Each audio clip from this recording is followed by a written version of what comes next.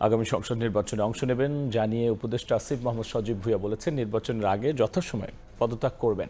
সচিবালয়ে সাংবাদিকদের প্রশ্নোত্তরে তিনি বলেছেন, কোন রাজনৈতিক দল থেকে নির্বাচনে অংশ নেবেন সে বিষয়ে এখনও সিদ্ধান্ত নেননি। নির্বাচন করব ঘোষণা দিয়েছে, নির্বাচন কোথা থেকে করবো এখনো ঘোষণা দিইনি।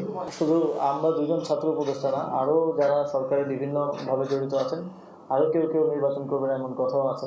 এটা এমন কোনো আইন নাই বা এরকম কোনো বিধিনিষেধ নাই যে আসলে নির্বাচনে অন্তর্বর্তীকালীন সরকারের উপদেষ্টা বা কেউ নির্বাচনে অংশগ্রহণ করতে পারবে না। তবে আমরা মনে করি এটা স্বার্থের সংঘাত ঘটায় এই পদে থেকে নির্বাচন করা। এই নীতিগত জায়গা থেকে আমরা মনে করি যে বা যারাই নির্বাচনে অংশগ্রহণ করবে তাদেরকে অবশ্যই